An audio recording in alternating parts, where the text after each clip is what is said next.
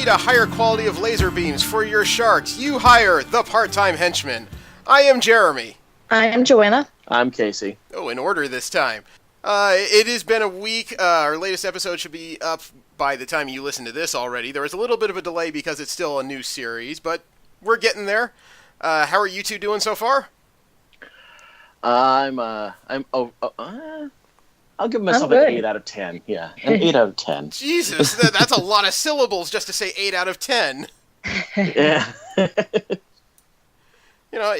It's been a week. I had to run my office bowling party last weekend. How'd that go? I found out that I'm a lot stronger since the last time I bowled, so my average has gone way down, but that's because I was throwing bullets down the lane all night.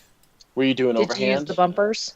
Did not use the bumper, so there was more than a few gutter balls, and I had to move up to the 14-pound ball, which is still way too light. Nice. Oh, wow. The science of bowling. Yeah. I really do want to see somebody just chuck that sucker overhand, though. That would have been another lady in the same party. The ball usually hit the lane somewhere around halfway down. I was convinced that she mistook bowling for that. Yeah, I was convinced she mistook bowling for softball. Mm-hmm.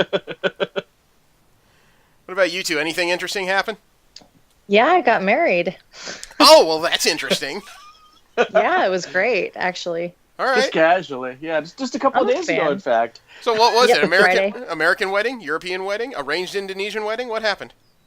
Kind of a mix. No, it was actually a Star Wars themed wedding. We had the 501st show up, the Stormtroopers and Clone Troopers. It was amazing. We had the Star Wars theme start up and then have it fade into Holst's Jupiter. Okay. And then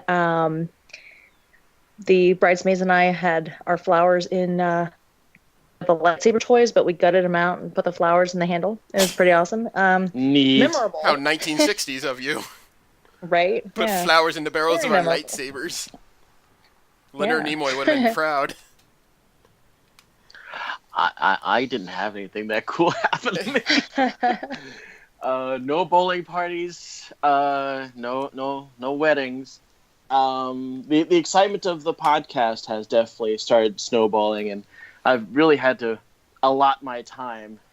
I can't actually believe I actually told somebody I couldn't game with them because I was working, and working, of course, meant I had like 2 or 3 digital comic frames up while I was trying to power through a series. I'm sure there was that moment where he's looking at the other gamers. He says he's too busy. I think that's code for masturbating or something.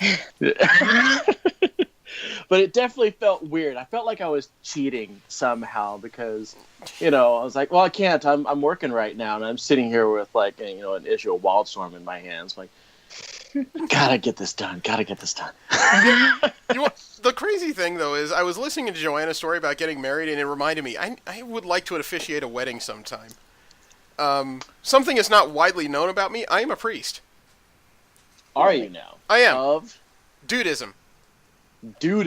Yeah, I saw a story online that said there was more Dudist priests than there were Catholic ones in Ireland. So I was just curious what the hell all that was about. So I went to the website of the Church of Dudism, and I put in a little bit of base information, clicked next, and the next screen said, "Congratulations, you are a priest in the Church of Dudism." Whoa, that was quick. You sure it's not Deuteronomy? No, it's Dudism. It is a religion based on the teachings of the dude from The Big Lebowski. Interesting. Lebowski. Yeah. We want the money, Lebowski. Yeah, and I looked it up. I don't owe the church any dues. I technically do not have to convert anyone, and in California, that's more than enough to perform a legal marriage. Did they take your carpet? It really tied the room together. I never had a carpet, so apparently I've been preordained for this for all of my life. I see. There you go. I see. And is it legally binding in other states besides California, though? It is in most. There's not many states where dudism is not recognized as fully capable of handling a marriage. It's very bizarre. What about Guam and Puerto Rico? It's one of the... I haven't actually checked, It's a but legitimate question. I don't get a lot of Guanamanian emails, so it hasn't really come up. Mm-hmm. Is it Guamese? Guanamanian? Guanamanian sounds far-fetched. Anyway. So we'll does Guam, but, there that. it is. Yeah, story. we're going to be doing some print reviews as kind of a companion piece to this podcast. And as a matter of fact, I was doing the first of these, for me, I know, Jeremy, you just crank them out like there's no tomorrow. What? But, I type 90 words a minute, and those are already up on the. Those should already be up on dvs.org for people to read. Yeah, unfortunately, I apparently need maybe some kind of extra strength Adderall to focus on whatever I'm doing, or I'll be like, oh, hey, look, Overwatch. Or less caffeine, those monsters. I was going to say... That's true. I really need to lay off the monsters. Considering what you sent, I was going to say a calendar. So, I crank out my very first review, and I'm like, yeah, this is great. I really love this comic. I had a lot to say about what I loved about this comic. Here you go, Jerry. What do you think about this? I think it's a month old, and we can't use it. And I'm like, fuck. It was a book. It was a book that came out in mid-April. I was kind of curious why that hadn't come up in my recent polls, and I just kind of looked and said, oh, well, that would explain a lot. Yeah, well, because the issue that came after it had not come out, and I was looking at my logs, and apparently I acquired it at the same time I acquired like 5 other comics from Wednesday. So it's like, okay, that must be my Wednesday lot. That's what I grabbed. Cool, I can do that. I love it. And then I was wrong. Yeah, well, I was really upset about that. Well, we'll be doing written reviews as well, and when we have a few more people working in this particular wing of DVS, we'll have some other news stories for people to peruse. But for right now, you got us, and we're going to dive into the Wildstorm Volume 1 of the 2017 revival of the Wildstorm universe. But that will be after we talk about the news of this week. And first up, we will talk about Marvel Comics, the IPs and storylines that are in or coming soon to Marvel Comics. And I did not know that Marvel was planning on doing something a little more general interest. Have you heard about their pop-up libraries? No. Yes, I did hear something about that. I didn't get all the details. It just kind of popped up on my radar, but if it's what I think it is, I'm really into that. Well, the basic deets are that Marvel is partnering up with Little Free Library. They're an organization that installs like small walk-up library boxes in communities, like you've seen some people do in their neighborhoods. Mm-hmm. And they're going to put books, Avengers-themed books, in small pop-up libraries in select cities around the country. Atlanta, Georgia, Cleveland, Ohio, Washington, D.C., Detroit, Michigan, El Paso, Texas, Los Angeles, California, New Orleans, Louisiana, New York, Montana, and Phoenix, Arizona. I think it's something they really should have started doing like 5 years ago, but I mean... Nobody's going to call me out on New York, Montana, really? Well, I'm just saying, to capitalize on the whole MCU excitement. Of course, I understand they're doing it now when Infinity War is absolutely destroying all the numbers of any movie ever made. Right. So... it's like, let's get a cherry on top of that sundae. Most of them. I don't think Infinity War is going to beat out Avatar for all-time grosser, but it's going to be up in the list for sure. Oh, I don't know about that one, man. I think Avatar is it is not long for this world. Let's say that. I really doubt it. Avatar had a very strong revival before they left theaters, and they went back for more with the 3D stuff, and I don't think Infinity War has that kind of legs on it. I'm not saying it's a bad earner. I just don't think it's going to take number one. Well, we'll certainly find out. Hope so. In the meantime, we know that Free Comic Book Day happened a couple weekends ago, but Marvel has decided to re-release all of the Free Comic Book Day titles they released online. Apparently, that was a free issue of Amazing Spider-Man / Guardians of the Galaxy and Avengers / Captain America. So you can get those. Well, hey, free stuff is free stuff. Well, you can get them directly from Marvel's website, and whereas a lot of companies use Free Comic Book Day as pretty much a primer for people to get involved in their comics, over the last couple of years, it's been noted that Marvel tends to actually advance their stories during Free Comic Book Day.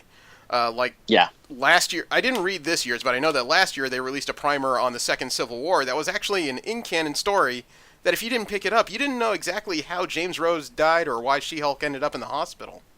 Guilty. I did not pick that issue up, and I picked up Civil War 1, and I'm like, what the hell is going on? Yeah. What happened here? And then I figured, okay, well, that's just the writing style. They're just deciding that this happened off screen, and we just want to show you the consequences.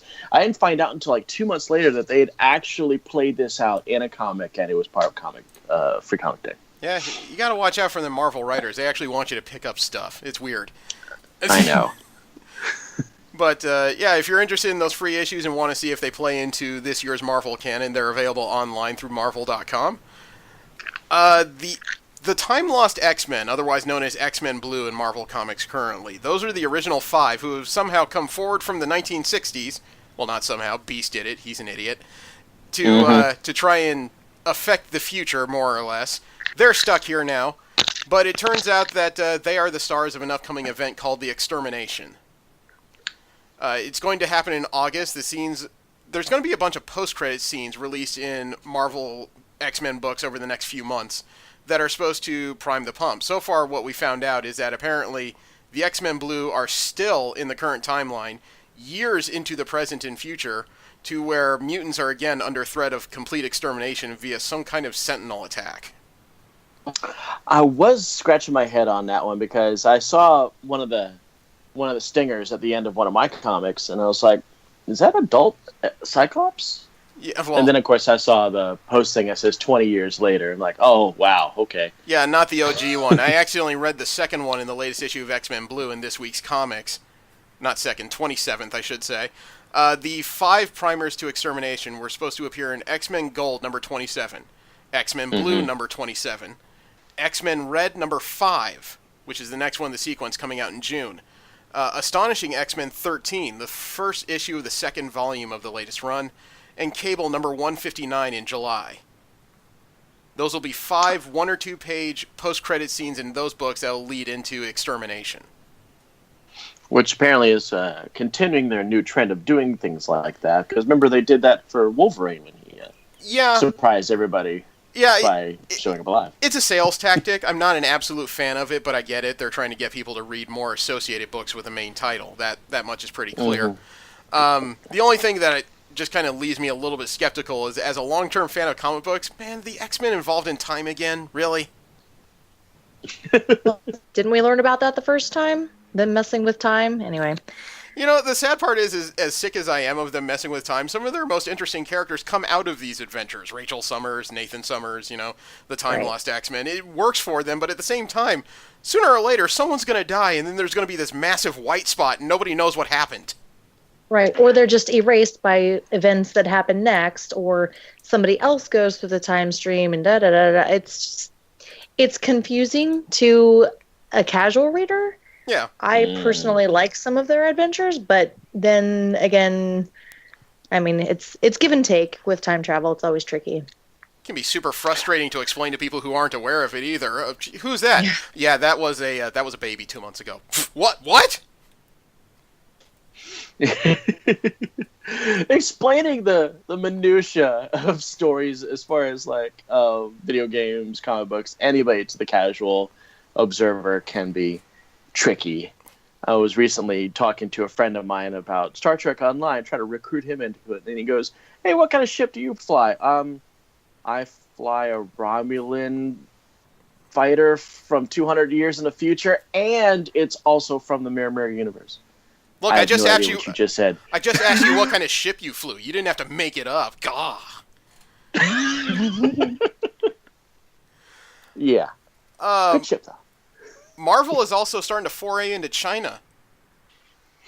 Marvel Comics has partnered up with a Chinese company called NetEase for 2 digital Chinese titles. The first one called Warrior of the Three Sovereigns, focusing on a college student wielding a magic sword against an ancient evil, which sounds like the subject of every other anime I've watched in my lifetime. Yeah. The second launch title is called Cyclone, about a woman with air-controlling powers who's also an architect. You know, when I first heard about this news, I thought that Marvel was going to try to introduce Western-style superheroes to China, much like they tried to do it to Japan during the whole manga thing. But this seems more like a traditional Chinese story and less like a Western influence. Yeah, I don't have any information as to who the artists or writers are on these, but they sound like Chinese citizens who are writing these stories directly for their market. But I think it also reflects the globalization of entertainment. There's so many ways to instantly reach people via the internet that there's really no way around it. Just releasing books that are written only for a Western or European audience just won't cut it anymore. Yeah. So the telling of the story, not as a Westerner into the Eastern world, but as an Easterner from the Eastern world, that to me seems smarter storytelling. Yeah, Yeah. it's better to get natives, obviously, to tell the story. I mean, we don't need C.B. Right. Cebulski, Marvel's current editor-in-chief, pretending to be Japanese again. They still Right. haven't gotten Yeah. over that problem. Yeah. And And if there's one you were talking about last week. It's an Inuit story that you said the storyteller or the writer sounded. Snowguard, yes, Yeah, the new I champions was character, actually yeah. really interested in that because that sounds like it's one of those, it's told by their people of their people for the world, but from the inside, not as a Westerner retelling the story from a Western point of view. Oh well, if you're interested for that, the character was just announced, so she'll probably appear about 3 months, maybe late summer, in the Champions book. Yay. Um, Okay. but when it comes to characters going around for another turn, I couldn't. I really was kind of floored when it was announced that there will be a Cable and Deadpool annual this year. Yes. Yeah. It's going to be written by the recent writer of Power Man and Iron Fist, David Walker. The artist is Paco Diaz. He was on Uncanny X-Men recently. A lot of other artists will also be helping out in this particular annual. The storyline of Cable and Deadpool Annual #1 is Deadpool's taking a job to track down a woman through the time stream, and he finds himself the target of time-traveling villains. So when he runs out of options, he runs to his old time-traveling partner in crime, Cable, to ensure that he completes his mission and doesn't destroy time as they know it. All of this sounds dangerous. This all sounds dangerous. Yeah. What'd you say, The fate Case? of the time stream is in Deadpool's hand? Yeah, sounds dangerous. Well, even the cover appears to be a time portal with Deadpool and Cable in the middle of it, and around the rim I see somebody from ancient Egypt, the Old West. I believe that's a Roman centurion. Somebody from the 1970s, complete with a ghetto blaster, and I want to say from the Han Dynasty of China. Nice. Interesting. That will be my word for that. This is scheduled to come out for Marvel Comics August 15th. I think the best Deadpool stories really have been told with Cable. And I know that I'm going to catch some amount of shit for that. But, I mean, damn if I don't like me a decent bromance. I will never forget the image of Cable and Deadpool running afoul of the Heroes for Hire, Luke Cage and Iron Fist. The two of them got into a fight, then Deadpool and... I think Deadpool and Cable both had some kind of weird shared hallucination. Deadpool imagined rubbing coconut oil or suntan lotion into Cable's back while they were at the beach. And then when they came out of it, all four of the heroes were in a pile, just kind of awkwardly staring at each other. And Deadpool's the one from the back who just says, "Does anyone else smell coconut oil?" I recall a Deadpool story that was supposed to, quote-unquote, take place during Power Man Iron Fist's run, which was largely in the 70s. Yeah. So, of course, you got Pimp Pool. Yeah. And, the Marvel timeline is supposed to be rather timeless. So, stuff that's happened in the 60s and 70s is often updated to reflect, hey, this really just happened about 10 years ago. A little a finger on the nose. We know what you're up to there. With the 70s Power Man Iron Fist references was really cool. Yeah, I remember that story. He also was there when Dazzler started her singing career. Yes, which now is not disco at all. She's got kind of a retro look. Yeah, that's what's going on there. Let's see. Also, a big anniversary is coming for Marvel Comics late this month, actually. Amazing Spider-Man 800 comes out May 30th.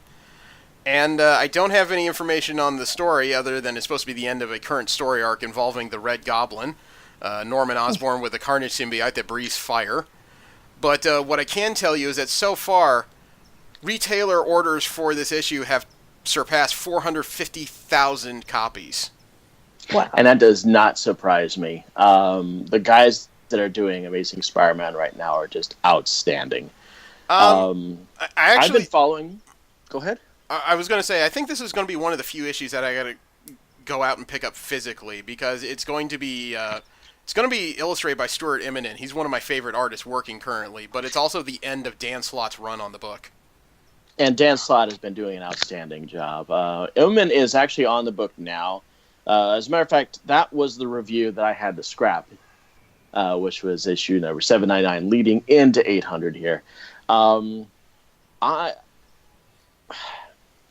I hate Carnage. Let me just preface that before I get into this. I really hate Carnage. I think he's a worthless character. And when Sentinel tore him in half way back in the day, I was really hoping that was the last we were going to see of him. No. I'm also not a big fan of Eddie Brock, who is the holder of the Venom symbiote. I think he's just boring. That being said, seeing what they did with the symbiote and Carnage and Norman Osborn, it just looks really badass. It's a fresh take. It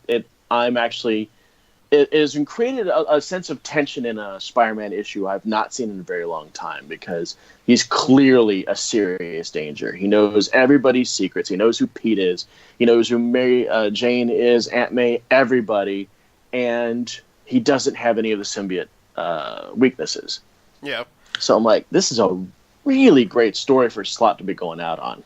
Yeah, and something else is kind of remarkable is one retailer from Wonderworld Comics did relay that the last big Amazing Spider-Man anniversary, number 700, a new regular cover right now goes for $25, which is obviously about 6 times above the cover price. But the variants go from anywhere between $50 for a good copy or cover to $1,500. Whoa. Yes. So... it's my understanding that right after issue 800, Marvel wants to reboot the Amazing Spider-Man line, even though they said they wouldn't do that kind of crap anymore. Here they are. It's not a reboot, though. It's not a renumbering. That's part of the Fresh Start initiative. They're not rebooting it. They're continuing the story, but in addition, they're giving it 2 numbers. They're giving it its original numbering. Soft numbering it. Yeah, okay. In addition to a number 1. It's pretty much a signal of a jump-in point for people who are looking for new comics. Okay, I'm feel much better about that. And I know what you're talking about. I've seen comics successfully do dual numbering.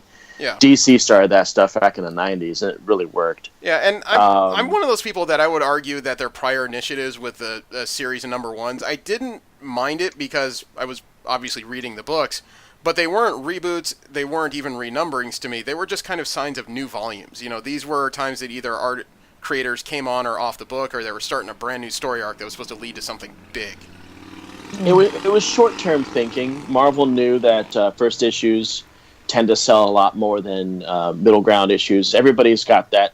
Well, not everybody, but there's a fair number of people out there who are not comic book fans, but at the same time not being comic book fans, they got that fear of missing out, and that really plays big time when you're talking about, I'm starting at issue 52, or I'm not issue 176. Yeah.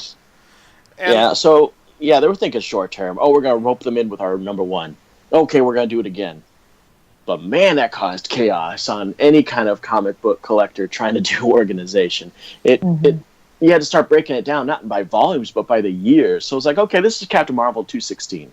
This is 2016. This is 2017. This is 2018. It was annoying as hell, and I'm really glad that Marvel addressed it and went back to the legacy numbering. Yeah, I just didn't care. I just slotted issues in one after the other. Last up in Marvel comic news, they're actually going to tell the story in Marvel Comics about the origin of Darth Vader's fortress.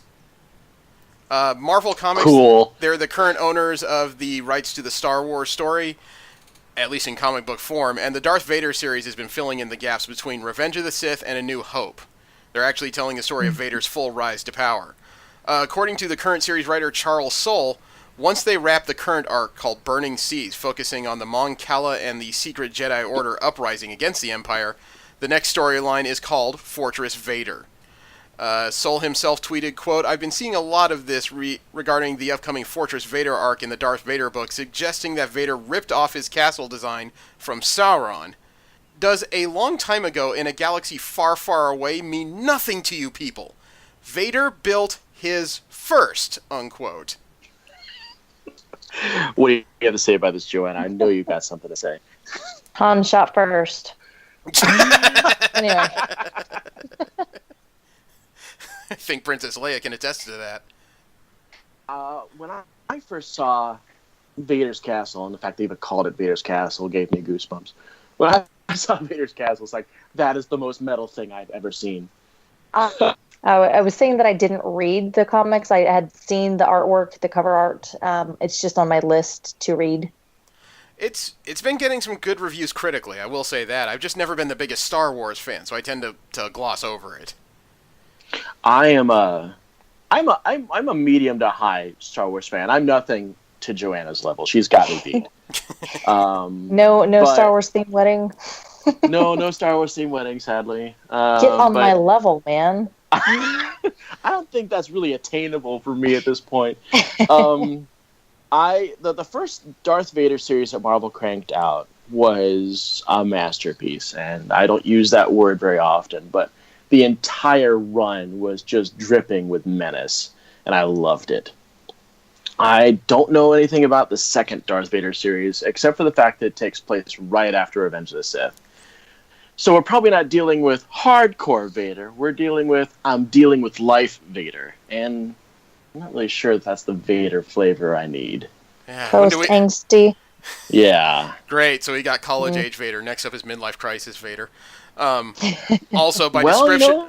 I was going to say... Vader was in his 40s during the first Star Wars film. Yeah, but listening to Joanna, I could also picture her like right there at Disneyland in April 2019 when Galaxy's Edge, the new Star Wars land, opens up. And before they drop the rope, there she is at the front, whips out a plastic lightsaber and starts whacking people. No! Mine! It's mine! It's mine! Get away! No.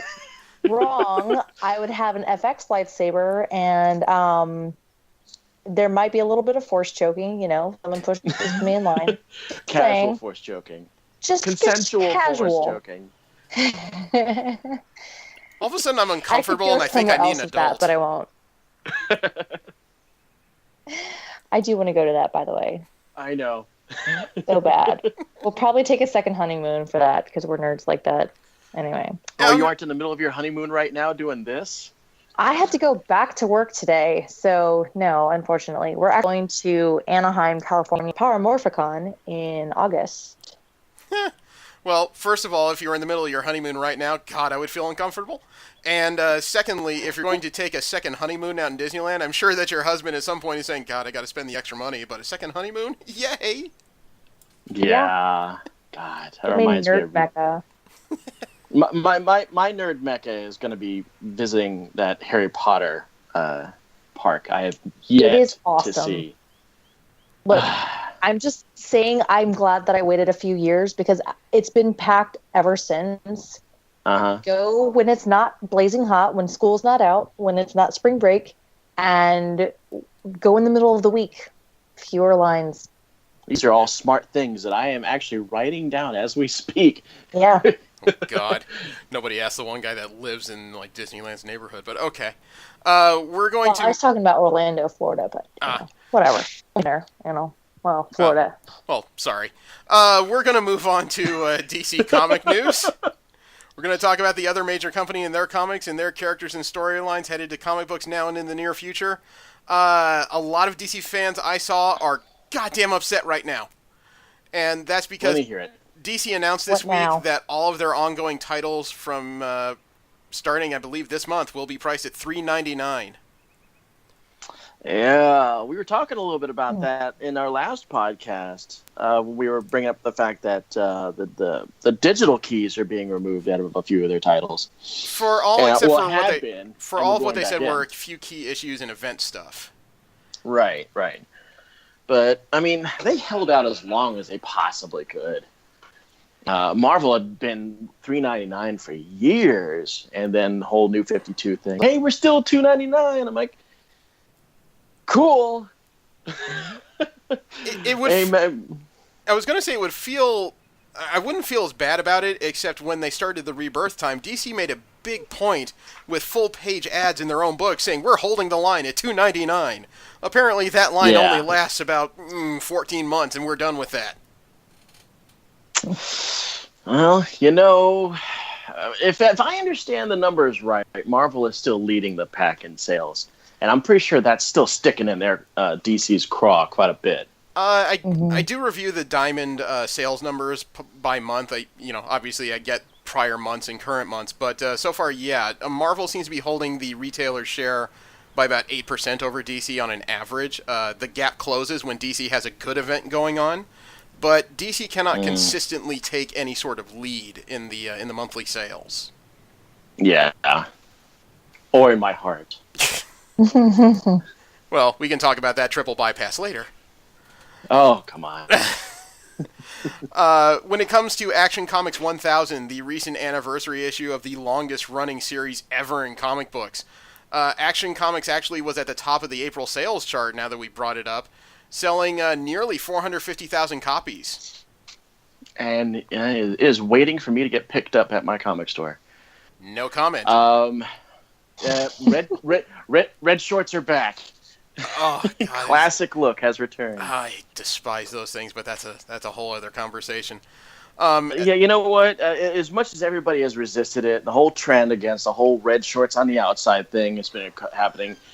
The resistance is noted, but Superman is Superman. The traditional look still works, and people are still okay with it, so stop fucking with it. That's an opinion because I'm not okay with it. I've never been okay with it.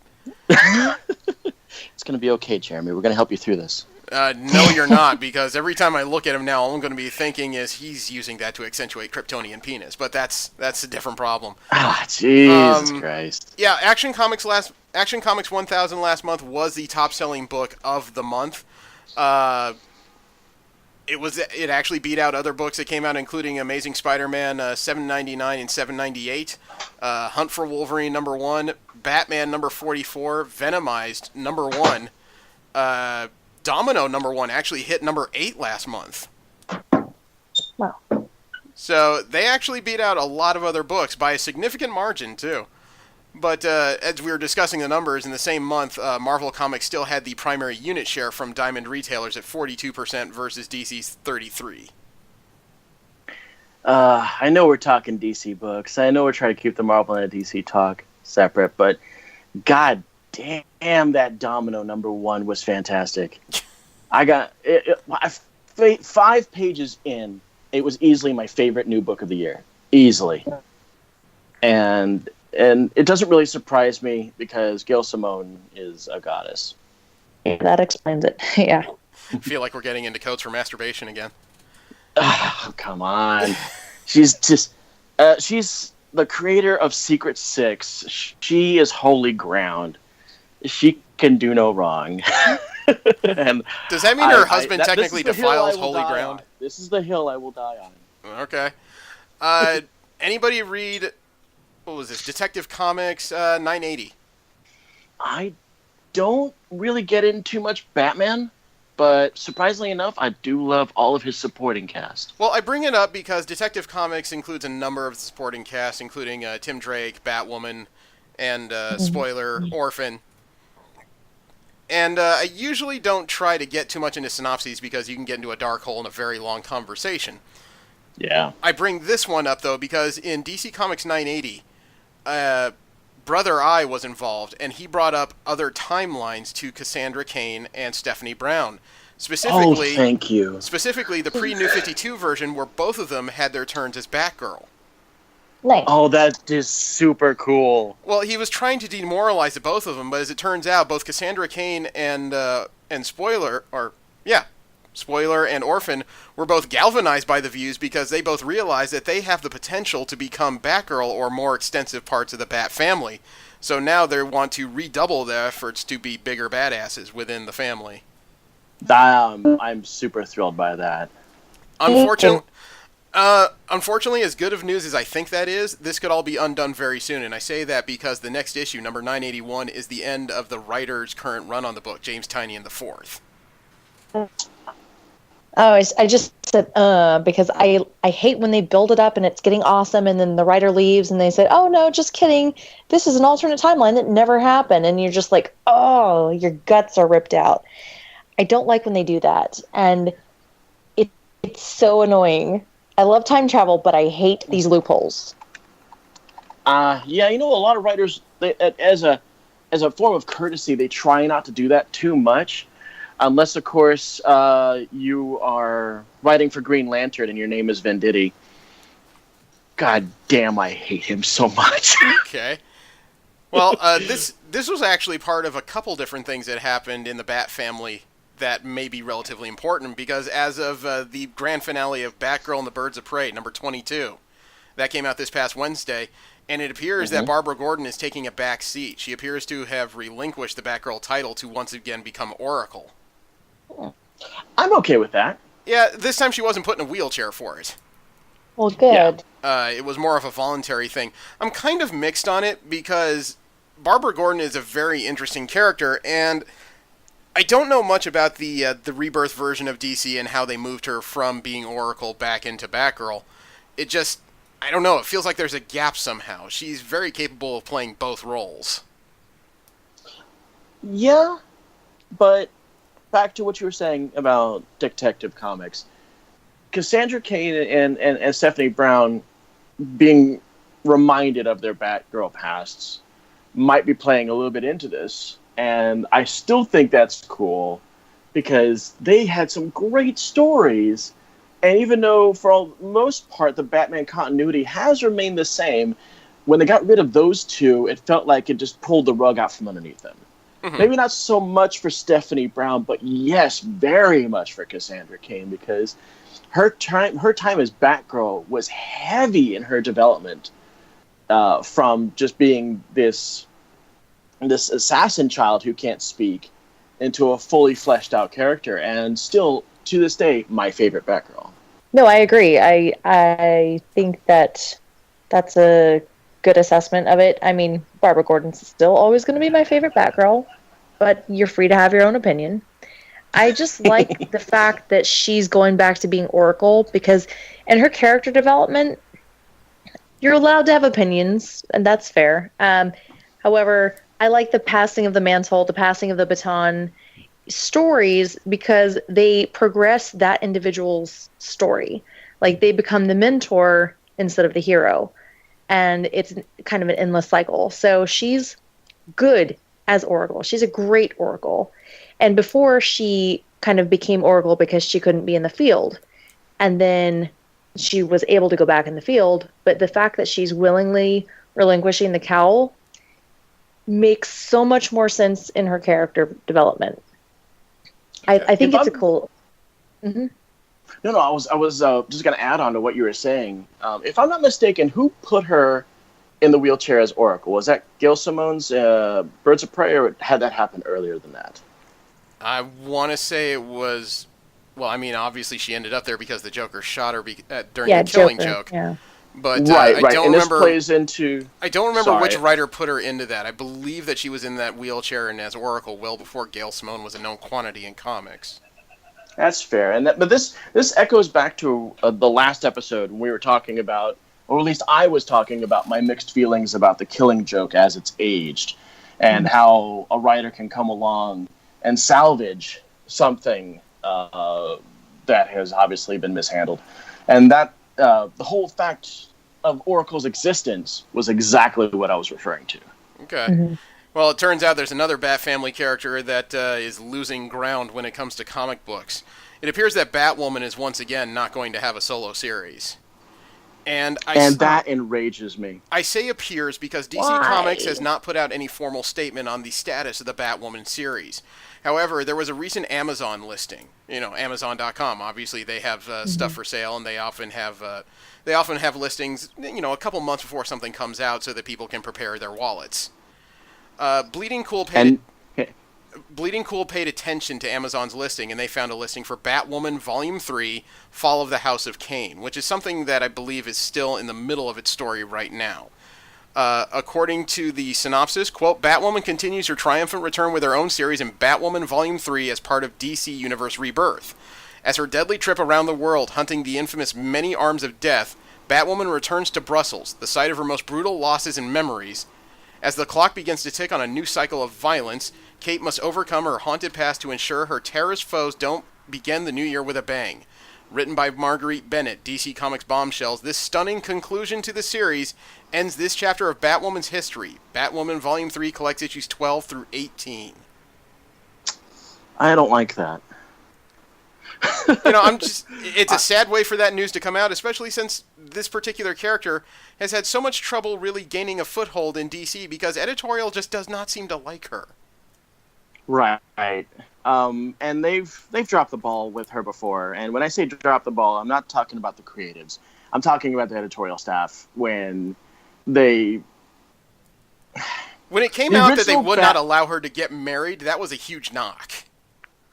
Right. And then the writer, for the very first Batwoman writer left, leaving the artist, who, God, is so good, so good, tried to continue on writing and drawing at the same time, and then they managed to alienate that person. And then ever since then, Batwoman has just kind of felt like an empty book. I don't know why DC just refuses to handle a lesbian lead character well. They just can't seem to do it. And honestly, this newest volume that they've had out has been seriously up and down. At first, it's like, okay, this is really well done. Okay, she looks really good. Okay, she looks like complete garbage now, and this story is shit.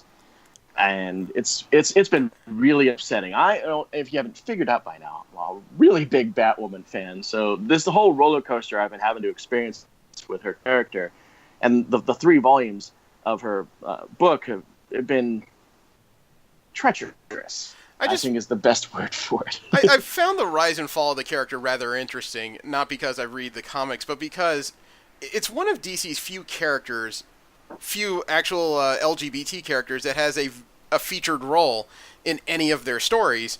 The character seems to be pretty well regarded as far as a fan and conceptually, but there's something about her that editorial just does not like. Every time she's about to come up for a major push of some sort, she gets knocked down, or a writer takes her in a somewhat darker direction than you'd expect, like her recent murder of Clayface in the Detective Comics books. Exactly what I was going to bring up. You're reading my mind on this one. She was doing great. Batman had all of his supporting characters, has a fighting unit, and he had Batwoman leading it, kind of like their field leader, and then just out of the blue, pulls out a rifle, assassinates Clayface, and the entire team turns on him, or her. Yeah. Forcing Batman to push her out of the book. Like, well, fuck me.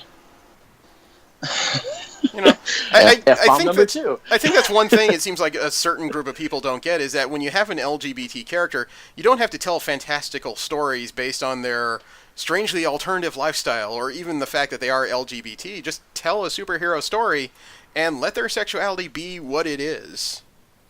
Yeah, and don't try to hide your anger about it either, because editorial's like, oh, well, you know what? We need to make an example of one of these characters. Yeah. Which one can we pick? Did you know about that, Joanna? That DC editorial would not let her get married simply because she was LGBT. They consider that too controversial. I don't understand that. I mean, I didn't say I understood it. It's just what it was. Right. I mean, why not do something groundbreaking? Are they afraid of it?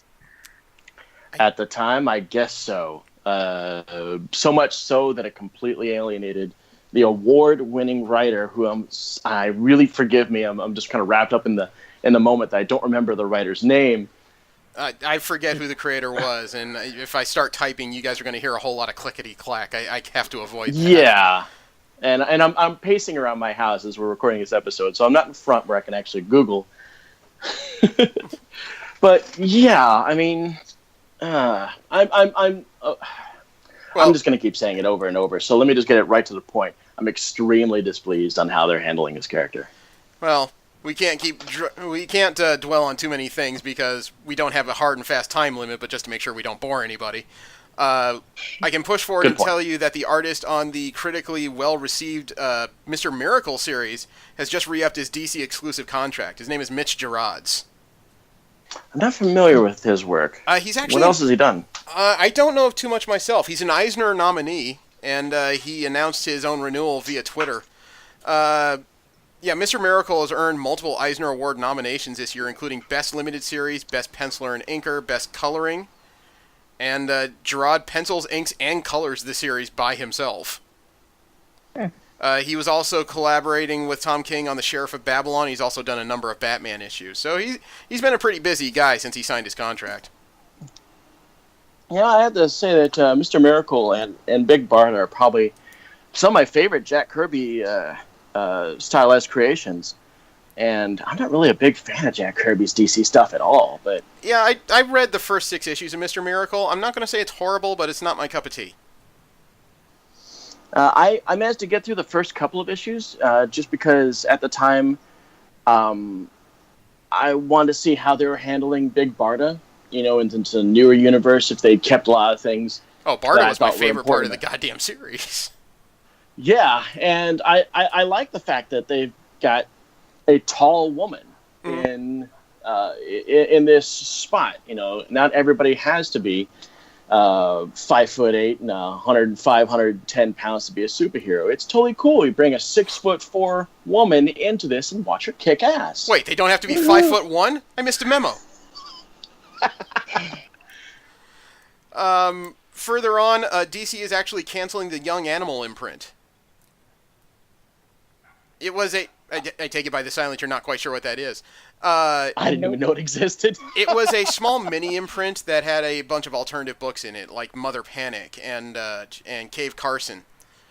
In August, 3 of the 4 series, Shade, Cave Carson, and Mother Panic will all end at issue number 6, as originally planned, but Young Animal's not being re-upped. It's very likely that some of these characters will appear in other books, especially since Mother Panic is based somewhere in Gotham City. But one of the 4 series is actually going to continue, and that is Doom Patrol. That's cool. It may not be the same necessarily. Apparently, they're going to restart the series as part of the DC proper, but the characters in the series will come back. I'm sure that is in no way affected by today's announcement that Doom Patrol is going to get a live-action series on the DC Universe streaming channel. And I think this also continues our trend to bring up Doom Patrol at least once in every episode. It wasn't something I aimed for, but apparently it's something I'm very much going to do. I bet you this is going to be our reoccurring character. This is going to be our man Keating. I like that you bring up reoccurring, because there was a piece of news today that really threw me sideways. You know how the Justice League is being reimagined after the No Justice storyline that started this past week? Right. They're reintroducing the Hall of Justice as the Legion's Nexus headquarters. It's no longer the Watchtower. And that caused me to think, what other stuff are they going to bring up? Well, Scott Snyder decided to answer that question by saying that he is going to bring in the Legion of Doom. Cool. I believe it's going to be an ongoing series. It'll be a new incarnation of the team that is directly spun out of the No Justice event, because by the time it's done, apparently Lex Luthor is going to believe that this whole superhero thing he's been trying for the past couple of years isn't quite what it's up to be, and sometimes you just need people who are willing to do the underhanded to save the world. So he's going to put together his own squad outside the Justice League, no official channels. It's going to be him, Gorilla Grodd, the Cheetah, Black Manta, Sinestro, and for the first time ever in the league, or in the Legion of Doom, the Joker is a member. What the? Oh, okay, you had me at the very beginning with alternative Legion. I'm like, okay, I see where Luthor is going with this, and it seems interesting. But then you lost me at Sinestro, and I completely checked out when you said Joker. Well, according to the writer of the series, it's going to be Scott Snyder, the guy who helmed the recent Dark Knight's Metal event. Lex Luthor has a very specific reason why he brought the Joker in. He's not looking for an agent of chaos. There's something else going on that he requires the help of this man. Do you know what it is? I don't know, and I'm sure he's going to keep that secret because people have to buy the book. That's the point. But at the same time, I'm just trying to think about, other than pissing off Bruce Wayne, I don't know what you need him for specifically. The guy is the epitome of uncontrollable. Yeah. You want a wild card? There you go. True. I would really like to... At this point, I'm not really interested in the lineup of the Legion of Doom. I'm more curious about what requires the Joker's participation. Maybe it's very specific, kind of like what we were talking about last week with Darkseid. I guess, but still, though, that is the big curiosity at this point, and I'm sure that's the big selling point of the book. Why would the smartest man on Earth need the help of the most psychotic? And Joe, you're not a big fan of the Joker, if I remember. I'm not a big fan of the Joker, from I remember. Yeah. Batman had so many so many opportunities to kill him before he decimated the Bat family. Anyway, I have strong feelings about this. Which I have Joker? strong feelings about Batman not killing people either. But anyway. That leads to which Joker, now that we've learned there's been 3 of them through the decades. So, Joker, not a fan. Mm-hmm. Probably my favorite Joker would be Mark Hamill's, but that's a completely different setting than the comic books. It's, a series based on the comic books. But, yeah, I don't know. I just think it was overplayed so much. Okay. I respect your opinion, and I think Kevin Conroy made a much better Batman than Bale, but that's a whole other issue. I agree, though. Moving forward in comic books, there's going to be a new Green Lantern power debuted in Justice League number 4. That is the Ultraviolet Lantern. That announcement came out a couple weeks ago, but now it's been compounded upon with Scott Snyder talking about this leading into a whole invisible spectrum of lantern-like abilities coming out of the break in the source wall as a result of the end of the Dark Knight's Metal event. And if I said a bunch of words that sounds like I was just high and rambling, I know how that sounds, but that's exactly what's in the books right now.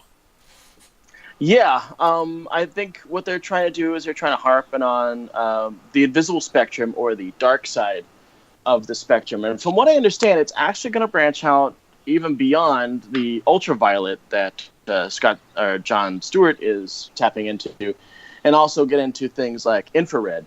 According to an interview by Snyder, he specifically invoked the names ultraviolet, infrared, those kinds of powers that have been locked away. Nice. Yeah, and they're going to tend to be a lot darker influence.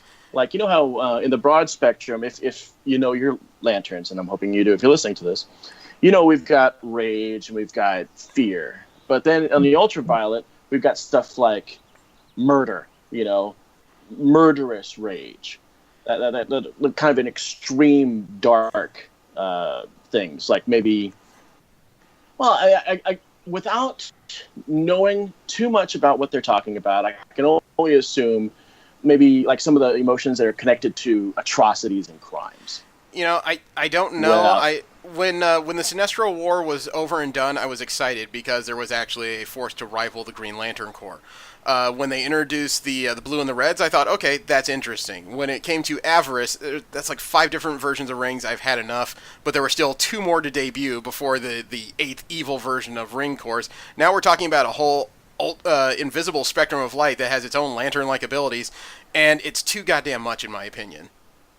It is too much in my opinion too, but it's a reality, and I'm trying to embrace the reality and make the most of it as much as I possibly can.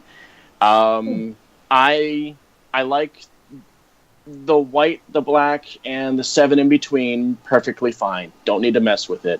And maybe this will just be a one-off. But if it's not, I'm hoping that I can take it in a way that'll be okay for the long run. From what we've seen and the visuals that we've seen about Ultraviolet, we're not even really sure if a ring is involved. The picture we're looking at here is of John Stewart, and it appears to be some kind of a purplish energy coming from his hand, most notably his middle finger, but it's such a close-up picture, we're not seeing a ring. What we're seeing is marks on his hands and his fingers, and appears that the markings around his finger are glowing, and maybe that's the source of the light. Yeah, we had a small internal debate as to whether or not he's wearing a ring or whether or not this power is inhabiting him somehow and is just emanating from his hand. And the consensus is we still don't know. We have guesses, but it's hard to say from the art imprint. But for those who don't know, I sped through that a little quickly. The source wall in DC was supposed to be the border of their known universe out in space. It was supposed to be indestructible. People that approached it and touched it were absorbed into it somehow. But after Dark Knight's Metal, this wall was ruptured, and now there's new energies, or possibly even old energies that have been locked away, seeping into the universe. And that actually ties into the last DC comic story I have, where in the Justice League, not only are they going to introduce this invisible spectrum of lantern abilities, they're also going to introduce the Still Force. Yes, apparently this is the counter service, or the counter force to the Speed Force. So our boy Flash is going to be dealing with this. Yeah, there's going to be characters that can tap into the Still Force and actually slow down motion somehow. They haven't said who's going to have this ability, but some of the promo art seems to involve one of the hyper-intelligent apes from DC's Gorilla City, if not Grodd himself. I don't know. I'm not that familiar with him. This actually might play in a little bit to the most recent Flash story that ended, wherein Gorilla Grodd was actually trying to harness the Speed Force, and in doing so, dealt with pretty much every speedster on the planet. They had Kid Flash, Wally, Flash himself, Flash from China, and that other female Flash whose name evades me, but she has like a very, very dark suit. Oh, she was the one in jail, right? Right. Okay. So from what I understand, Flash, at the very end of it, says, listen, I'm trying to save you. The Speed Force is going to destroy you, and I'm trying to save your life. And of course, Grodd, being proud, he refuses to do that. He'd rather die. But then at the very end, they manage to get the Speed Force out of him, and guards from Gorilla City come and collect Grodd. So I'm thinking that the two stories are probably highly connected. Very likely. I'm seeing a pattern here now that Dark Knight's Metal is over. It seems like DC's big idea for villains is, okay, let's take our heroes and do the opposite. We got Lanterns, we'll have the Invisible Spectrum. We've got a Speed Force, we got a Still Force. We've got a Justice League, we got a Legion of Doom. You're not wrong. There's a pattern for sure. There is, and I understand the pattern. I understand a lot of these things are recognizable, so it's very easy to make a villain by just kind of giving them the same thing, but an opposite alignment. You've got your lawful good, so we'll give you the same powers in chaotic evil. But there's got to be something a little different than the dark mirror images. Mm-hmm. Yeah, although I will freely admit that I'm an absolute sucker for that kind of villain. I know you are. I've seen your posts. I absolutely love the evil versions of the heroes. And it just all started with Sabretooth and has kind of snowballed from there. Okay. Well, we'll move on to the last section, general comic and convention news. This is where we talk about comic books that are not Marvel or DC related, as well as conventions happening all around the world. The possibly last two waves of special spotlight guests for San Diego Comic-Con this year have been released, and it's still leaning into the independents. These are people who will not just appear at Comic-Con for signings and special events, but they also have an hour-long panel dedicated to them where they sit down and answer questions. In the 10th wave, it was Sergio Aragonis, the cartoonist of Mad and Gru the Wanderer. From my childhood. The writer and artist on Catwoman, Lady Killer, and Batman, Joelle Jones, will be there. She's one of the more major company-aligned guests they've got. A cartoonist on Fante Bukowski in the struggling writer series One Dirty Treat, Noah Van Sciver, will be there. And no clue. I wonder if he's related to Ethan Van Sciver. I hope not. And the author of the Forgotten Realms series, Crimson Shadow, and the Demon War series, R.A. Salvatore, is going to Comic-Con. Oh. I'm not much into novels, but I saw that and was like, I might need to get a signature from this man. You got a bit of a fanboy and girl response to that one. I was honestly curious. I've read a lot of the early Drizzt Do'Urden books because, it was before cell phones were kind of ubiquitous and I needed something to do. Yeah, I had friends that have been trying to get me into it. And while I admit I have not read the novels, I have gotten curious and read synopsises just so I know who this drow elf is all about. Yeah.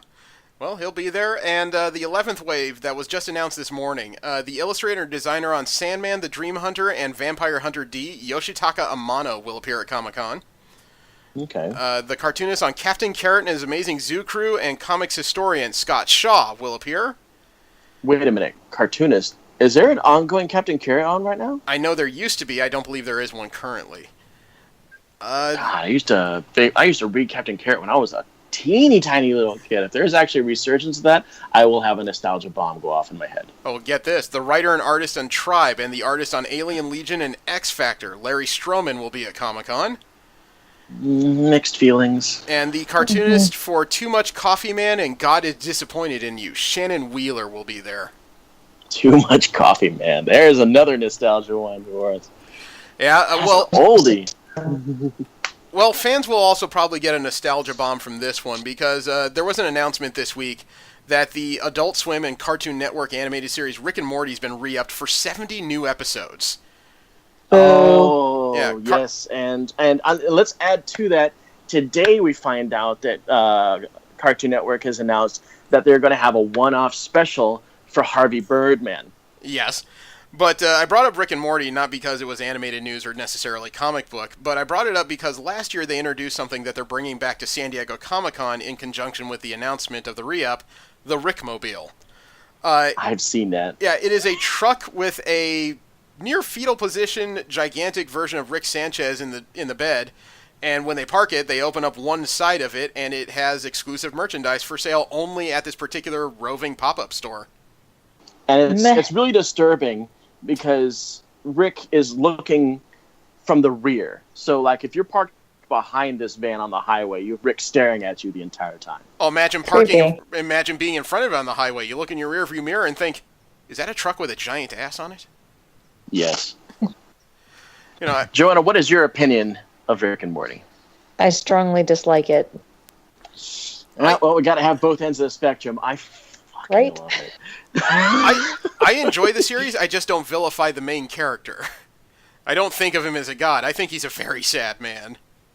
He's a very sad man with too much power and too much knowledge and not doing the right things with it. But besides the fact, I don't appreciate the humor. Not really my thing.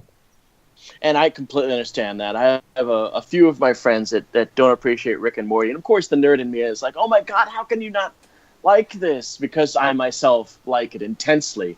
And you want to defend that like. But I've come to realize that there's just no fighting it. And I'm just going to be the cool Rick and Morty fan over here. I'm like, you do you over there, anti-Rick and Morty person. Look, I could get involved. I could get involved in this conversation and give a very long answer, or I could give the very short internet version. Girls don't like funny stuff, but that's not what I believe. Oh no, you didn't. It's not what I believe. I'm just starting some stuff. Relax. I'm just starting. She's trying. Oh my God. She's trying to stab me right now via the internet, and I can sense this. Oh wow, God! I can't my power's growing. No. Yes, I can go through electricity. Henchmen, right? Yeah. Yes. No, so it's not that it's funny or that I don't get it, because people have tried to mansplain it to me so many times. I'm like, no, I get what they're saying. It just doesn't interest me. Like, yes, they have all these alternate timelines. I get that. I just don't like it. Okay, let me back up. I just don't see the reason. Sure. I don't see the show as a reason to go to McDonald's and yell about Szechuan sauce. Agreed. No, but, agreed. Yeah, but she has a point to make, I think. The writing isn't my forte. The humor isn't my forte. I mean, sometimes there's some things that I chuckle about, but also I was kind of forced to watch a lot of it too. Oh. But I gave it a fair chance. I literally sat there, watched several episodes, and I'm just like, it's really not my thing. I don't judge who likes it, but I just the more that I see of it out there and the fandoms, the more I dislike it. I can understand that. It has gone mainstream very quickly, and not to be the hipster in the crowd, but I was. Oh, nobody will ever confuse you with a hipster here. Yeah. Yes, but I was watching it when it was little known, and I got that cool opportunity to go, hey, have you heard of this show? And like, no, what the hell is that all about? That sounds stupid. And like, no, let me show you something. And of course, I'm obviously preaching it to people I know for a fact are going to devour it. So, I'm getting super excited just watching them get super excited over the show. And I can understand when something as niche as this goes mainstream, and if you already don't like it, it's just gonna piss you off. I can totally get that. It's gonna polarize groups a lot. The writing inevitably after that suffers, and so then whoever then did like it, there's a subgroup that's still true blue. It'll always be the best. Well, there's shock factor. There's this is cutting edge. This is different from anything else there. But you're not always going to be able to be that new thing, that different show, and then you're going to become mainstream, and you're not going to have that niche anymore. And that concerns me as well, because I never in 100 years ever thought I would have to defend the show or convince somebody to watch it. because it is so subversive and underground. I figured people, okay, you know about it? Cool. You don't? Okay, no big deal. You don't like it? Okay, that's weird. But yeah, it never occurred to me that I would be like, no, you have to watch it. You have to watch it.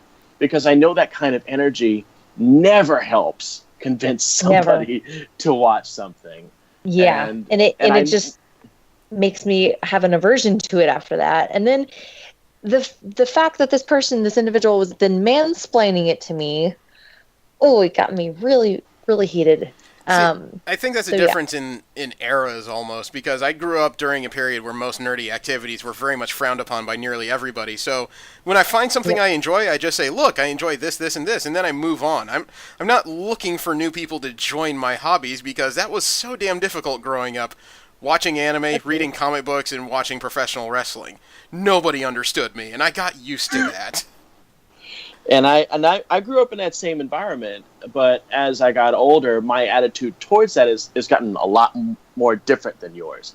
I am more, hey, I want to draw you into my new hobby. I want to draw you into this. I mean, a majority of the stuff that I have written on my stuff that I put on Facebook is specifically geared towards the casual fan, or maybe I'm not really a fan, but I would love to know more about Spider-Woman or something like that. I mean, that's majority of my writing is geared towards that. So I am that nerd that really wants to bring you in. Well, and I find that you do it well and you don't like force it, but there are those out there that don't have that same courtesy. So don't take no for an answer. Anyone listening, don't be that guy. Yeah. Don't be that nerd that ruins it for everybody. And don't let R. Kelly read comics to you. Okay. Further on, 2000 AD has opened up a new competition. They want to find the next artist for a staple series of theirs. For those that don't know, 2000 AD is a British graphic novel anthology book that is also the birthplace of the infamous Judge Dredd. I think a lot of people think of that as an American creation. Dear God, no. We couldn't think of anything that interesting. But 2000 AD is looking for the next artist to helm the Judge Dredd section of their book. And they're doing it via competition.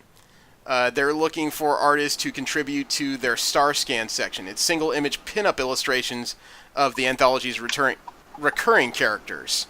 So this is different from most submission policies, which is based on sequential art. They want to see your best one-image stand-ups or pin-ups of their characters. I think that's a pretty cool way to at least weed out the competition. I don't think you'll find the absolute best. I'm sorry, I didn't interrupt you, but I was just going to say I actually didn't know that 2000 AD was still around, and I didn't know they were still doing Judge Dredd. So that's actually new to me. Oh, 2000 AD is not just ongoing. They're also producing Judge Dredd miniseries out there in Britain. So, nice. Dredd has never really gotten away. He's been subdued in more recent years, but he's starting to make a slow comeback. As a matter of fact, I heard that Carl Urban is helping make a revival of Judge Dredd for a new TV show of some sort. Yeah. Yeah, the live-action TV show is supposed to be called Judge Dredd Mega City 1. And it's planned to be an ensemble drama about a team of judges as they deal with the challenges of the future-shocked 22nd century. Nice. Is Carl Urban going to be in it? I need to know for reasons. He wants to be in it. He would like to star in it, which I think I think that's one of the reasons why he's very into this project, because he wants to star in it. I don't know if he'll have time because he was recently announced in a couple other projects, but still, he has an interest in it, and he enjoyed his initial run in Judge Dredd. So did I. Yeah, me too. The TV show, at least the development for it, was announced by Entertainment Weekly almost a year to the day, the 10th of May in 2017. I've been paying attention to it as far as development goes, and even though nothing has really been said about that, that doesn't really mean shit. It really could just come out of nowhere, and suddenly, boom, here we go, show. That happens. Neat. Yeah. Oh, that's right. The recent announcement for Carl Urban. He's going to play Billy Butcher in the Boys series on Amazon. I'm really excited about that. Yeah. Go ahead. Sorry, just don't want to get dragged down in any particular story. We spent a while here already. Yep. Also, there was a Joe Kubert Memorial Award and Scholarship established. According to the press release, there's going to be a major new award and 2 scholarship programs called the first ever Joe Kubert Distinguished Storyteller Award. And it's going to be awarded at the second annual Comic-Con Revolution held May 19th and 20th, this coming weekend at the Ontario Convention Center in Ontario, California. Well, that's cool. I'm glad that comic writers are getting an award that's that prestigious. You know, Joe Kubert may not be the most infamous creator in comic books, but he was basically one of the first names I learned when I was learning that there were people behind the scenes in my favorite stories. Infamous probably not being the right word, but I knew what you were talking about. Yeah. No, go ahead. I'm a big fan of his son's work, specifically Adam's. Yeah, I haven't met him yet. I've actually met a number of creators. He's not one of them so far. Both Andy and Adam did a lot of stuff with Wolverine. I think Adam Kubert's Wolverine run is one of the best of the first Wolverine long-going series runs. Mm-hmm. Well, I have to ask a question I don't think I was ever prepared to ask. Are you interested in the story of the prequel of Zootopia for Disney? You're the first person that's ever said anything to me about it. I had no idea it existed until this very moment. I wasn't sure myself, but earlier this week, Dark Horse Comics announced that they got the rights to the Disney story, and they're putting out a graphic version of a prequel for Zootopia. They're calling it Zootopia Friends to the Rescue. It's supposed to be two separate tales of friendship, featuring Judy Hopps as a youngster growing up in Bunnyborough, and the other one about Nick Wilde, the fox, and his urban childhood experiences. This whole thing sounds like a very twisted version of Cloak and Dagger. Yeah. I mean, again, I love the movie. I thought it was great. Does it need a prequel? Yeah. Dear Disney, not everything needs a prequel. Sincerely, everybody on this planet. This is so true. You don't speak for everybody, because right this moment, you just made somebody have a mental conniption. They're sitting there clutching their Snow White doll to their chest. Or their copy of Bambi 2. Well, how about this? No, Bambi 2 is a sequel, not a prequel. I mean, I don't know. I never saw it. Well, the end of Bambi had him as an adult. Bambi 2 has him as an adolescent. Okay, hold on. Before we have a purging of the dwarves, let's move on here, because I'm starting to get a little scared. IDW Publishing is putting out a graphic novel bio of James Brown. They're calling it Black and Proud. Yeah. It's supposed to be a graphic novel drawing back the curtains on the legend of pop music. His influence and appeal continues to reach audiences worldwide, including today. You can find a lot of his stuff still sampled in modern R&B. But it's supposed to be a biographical. I don't know. It's supposed to be a biographical comic, and I find the interesting of his history interesting, and I guess it's just one of those tales that I'm not confident will be told in movie or video form. I don't know about that. I've heard about a lot of characters like Mr. Brown here, who will get taken to a movie format of some sort. Well, he's not a character, though. He's an actual figure in history. You know, it's not like Abe Lincoln Vampire Hunter. He actually did stuff with his time. No, I'm saying that it'll get made into a movie. I mean, they did one for Ray Charles, for God's sakes, and that did really well. But is it comic worthy? No. Okay, that's one opinion. As a matter of fact, another real-life event is being told. Well, I don't know about told, but there's an anthology that's supposed to benefit the victims. Are you familiar with Where We Live? No, I'm not. It was an Image anthology book that was made to benefit the victims of the Las Vegas shooting massacre that occurred late last year. Okay. Image Comics recently announced that Where We Live is teaming up with a local Las Vegas nonprofit called Route 91 Strong. 100% of the proceeds of the sales of the Where We Live anthology are going to be donated to Route 91 Strong, which is helping survivors of the massacre with support through financial assistance, hope, strength, change, and love.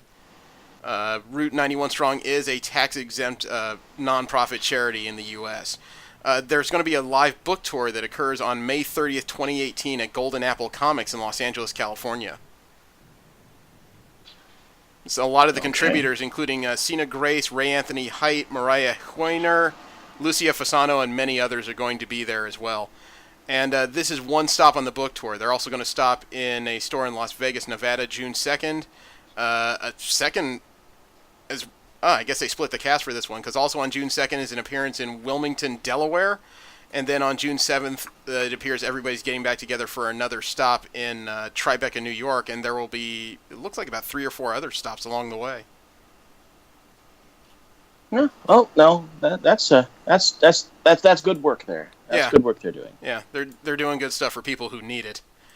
Wow, Dark Horse. They seem to be getting a lot of properties I didn't think they'd get at this point. But Dark Horse is getting a new book for the Predator franchise. They still have that? Yeah. Their first up is Predator Hunters 2. It's supposed to be a sequel to the 2017 miniseries. It's going to be written by Dark Horse senior editor and Predator veteran Chris Warner. The artist will be Augustine Padilla.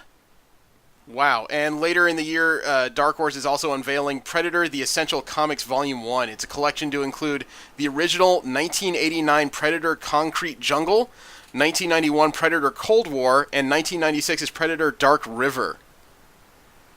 You know, I would read that if they updated the coloring on it. They may have. I don't know, but it's a good value. It's a 368-page paperback. The cover price is $24.99. Not bad. That is a lot of story.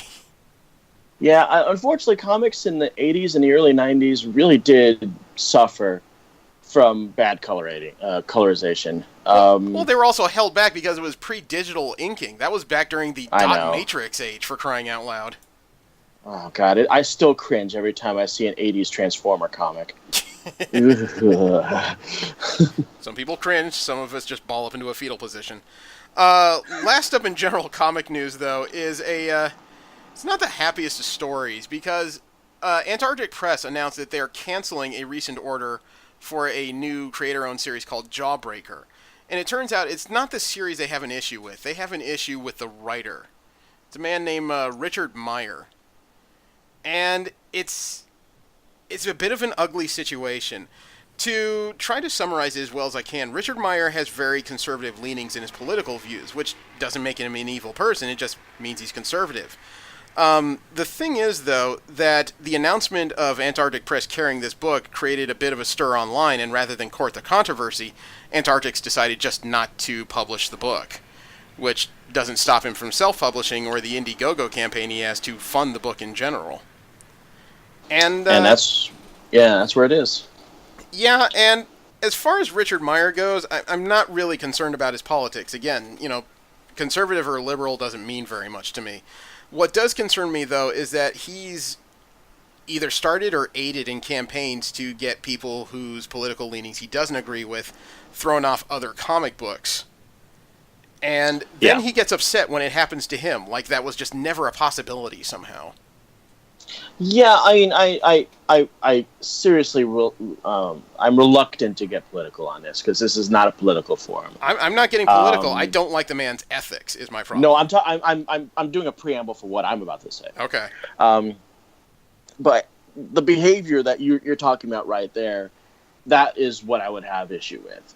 Mm-hmm. If you're just going to come in here as practically a spoiler, you're trying to ruin careers, you're trying to ruin things you don't agree with that have nothing to do with you whatsoever, you're just a dick. And this guy is a dick. And hearing the fact that the comic sellers out there acknowledge, hey, this guy is a seriously poisonous influence on the comic industry, and then it deserves blowback. I have to say, I'm glad that Antarctic Press took fast action on this, because it was only 2 days after they announced that they were going to do it that they backed out of the deal. Yeah. Apparently a lot of this circles around to what people call Comicsgate. It appears to be a Gamergate type of, I don't even know what you want to call it, social situation, except now it's in the world of comic books, where there's a segment of people who are against the inclusion of LGBT or women creators in an industry that used to be very much male-dominated. I have to give Gamergate this. At least they were nice enough to collect and allow us to figure out who the assholes in the room are.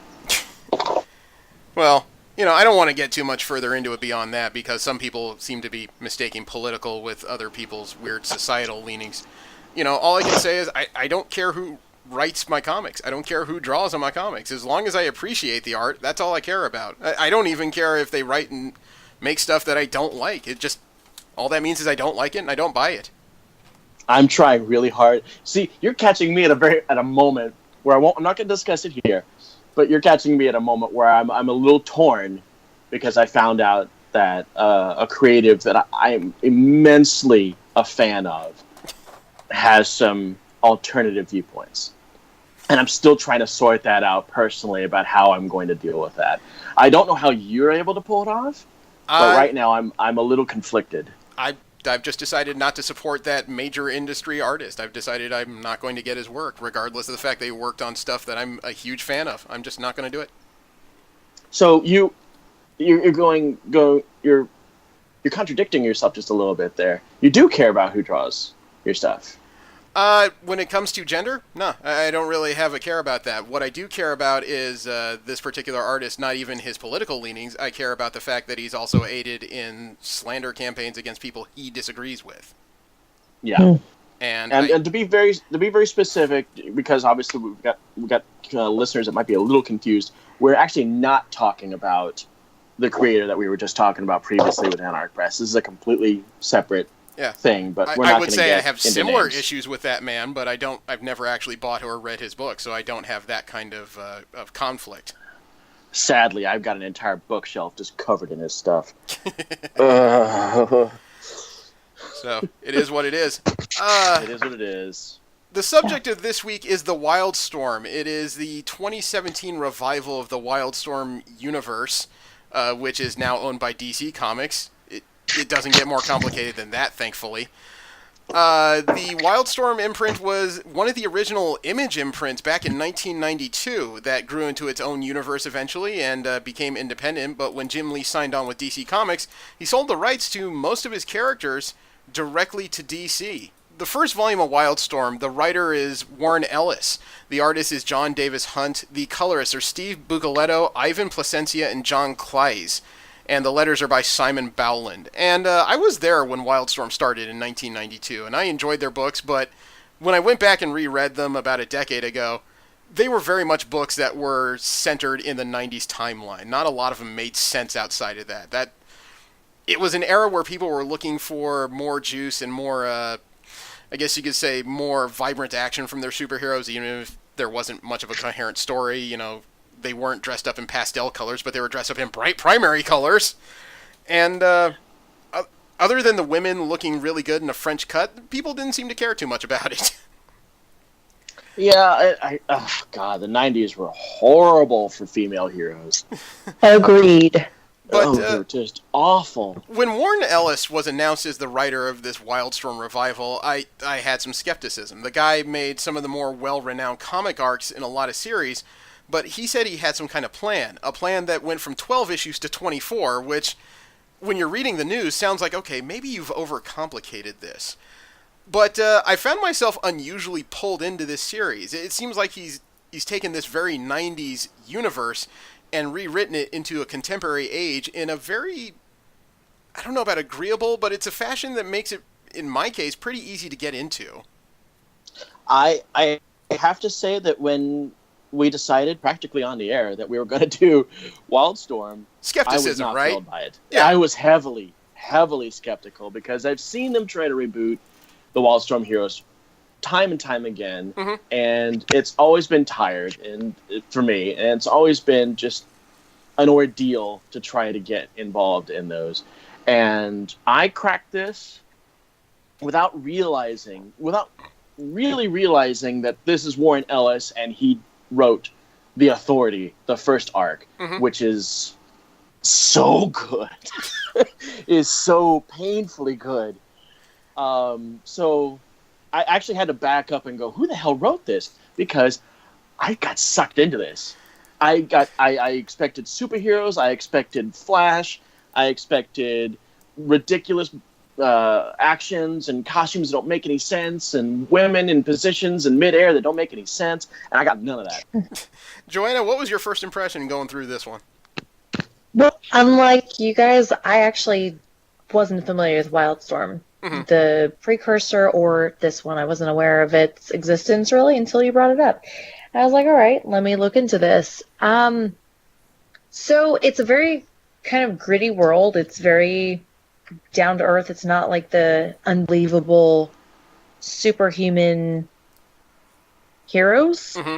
which on one hand is cool. On the other hand, the first, I don't know, part of it, it just, you jump right in there. And to someone who doesn't know the universe, doesn't know the heroes, doesn't really know the world, it's a little off-putting. It was to me, but then I quickly got sucked into it because it's, oh, who is this group? What's this group? What are they doing? What are they talking about? It it tantalizes you and it makes you want to know more about it instead of saying, "Hey, we've just dropped you on this alien planet. Good luck." Yeah. I gotta agree with that. As somebody who read the original series, when I jumped into this, and there's a lot of names I recognize from the prior and original versions, I thought I knew where this was heading, but it became apparent in the first 5 or 6 pages that they've created, or Warren Ellis anyway, has created a whole new world. The names are the same, but that's about the only thing. Character backgrounds are vastly different. Character attitudes are really different. No one is dressed in anything I can remember from the 90s, which is a big benefit, really.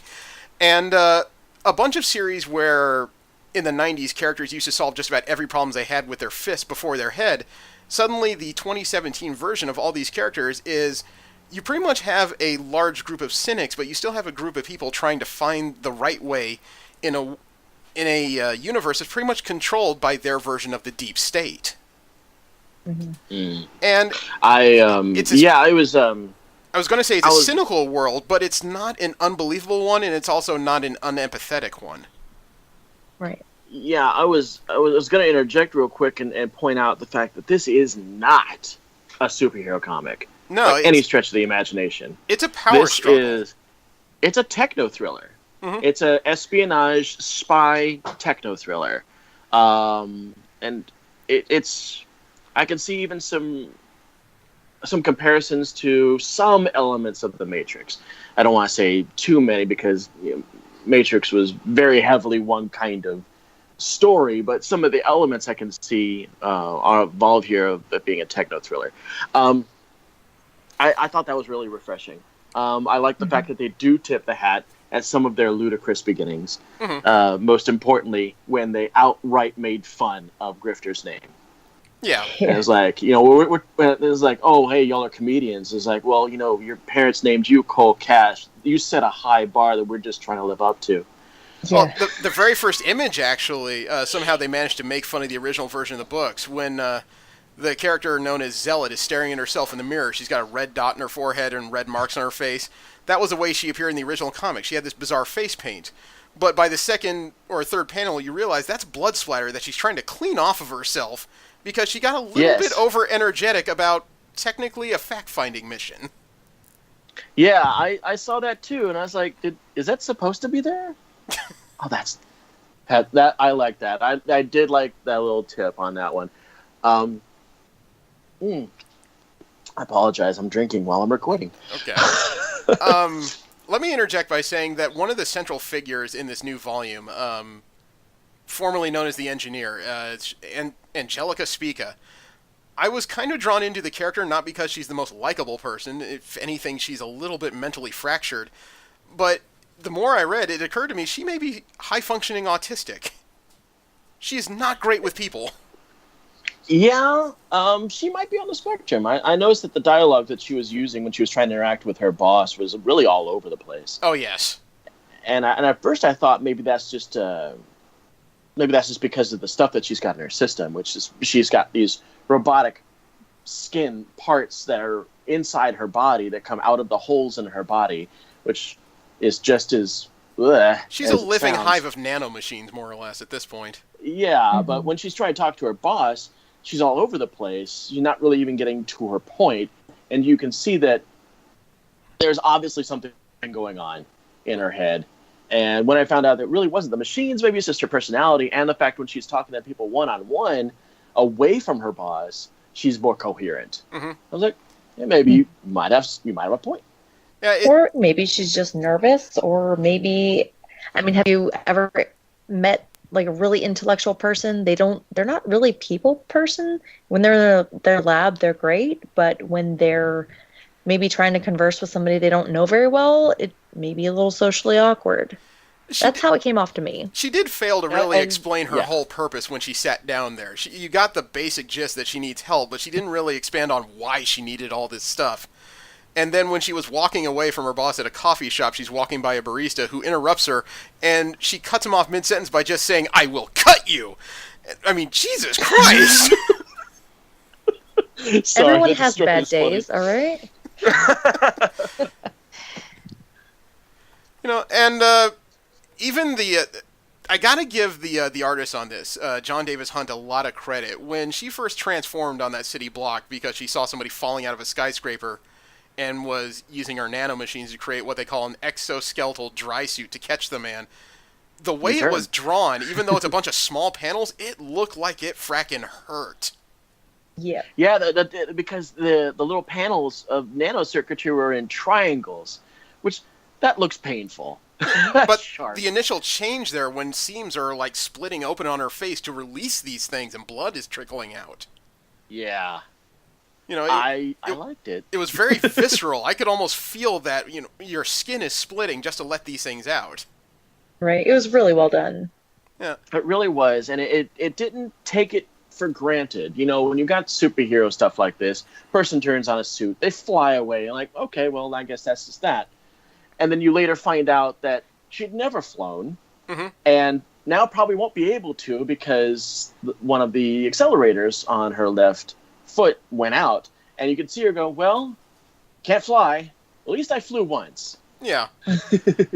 So everything matters. The art in that particular scene did get a little bit awkward after she caught the man falling out, because when she was depicted kicking out a window, but the way the motion went from panel to panel, it was a little hard to determine. It almost looked like the window exploded behind her.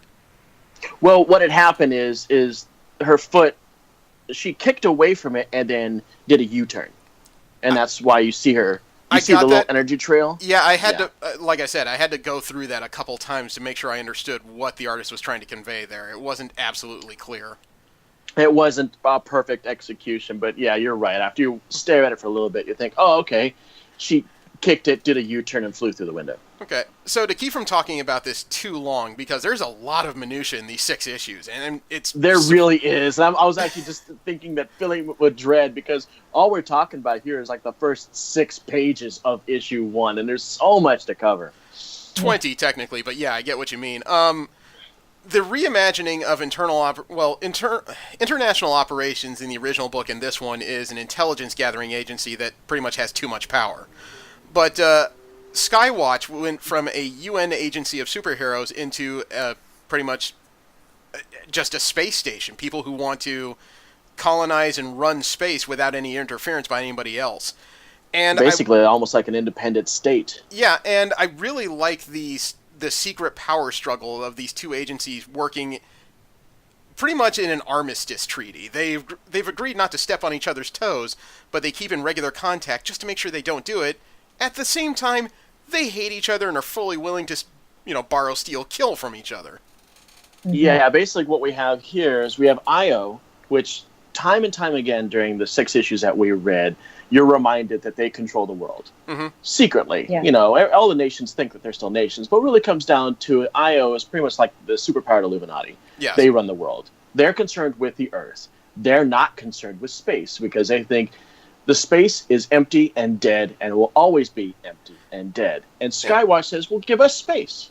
They're like, okay. Yeah, I guess the easiest way to explain it, I think I overdid it. It just occurred to me, Io and Skywatch is pretty much what would happen if, the U.S.'s CIA and NASA were let off their chains, and instead of answering to the government answered to them. Absolutely. That's fair. You're not wrong. And it does create this bizarre power struggle because Skywatch pretty much only wants to use the Earth as a way station and as a resource hub. Meanwhile, Io thinks that the Earth is fine and they don't need all this space crap. Exactly. I think that they're both going to have a surprise. And then, of course, we're going to have that power struggle. Yeah, and I really thought issue 2 kind of... Well, issue 1 was a good kickoff, but issue 2 was when the story started in earnest. You learned that Angie Spica is nowhere near as well put together as the veneer she shows other people. Right. Io is not as monolithic as they were in the 90s comics, but still, they have enough moving parts to make things scary. And then you learn there's a small independent crew of people in the middle of this who may be the most powerful, but are probably starting the most crap in this universe. And that would be Halo. Technically, yeah, they're what was known as Wildcats in the 90s. They're still a Wildcat for the purpose of this series. CAT standing for Covert Action Team, not necessarily a Lynx or anything stupid like that. And they're populated by updated versions of prior Wildcats characters. And I figured out who was who. I know we got Grifter, now we got Void. Mm-hmm. I'm not really sure who the woman with the revolver and the exploding bullets is. Kanisha trips up the most people. In the original 90s comic, she was called Savant. Still not ringing a bell. She had a blonde mop top back in the 90s. She had what they called 7 league boots. Boots that every step she took, she pretty much just warped forward 7 leagues. And I believe she also had some kind of bag, like a dimensional pocket bag that allowed her to carry an unbelievable amount of items. She was the smartest person in the original version of Wildstorm. She appears to be one of the smartest in the current version, but she's much more off-putting and standoffish. Alien. Yeah, she's very openly independent. Yeah. And her gun gave us probably the goriest moment in all 6 issues. Yeah, exploding rounds, except explosion is not necessarily pop blew a hole in your chest. Explosion is pop blew a human being to nothing. Yeah, all you are is basically a head and your limbs. Yeah. But it did have the comedic effect of the bullet hit the guy's armor, and you could see little 3 lights on it.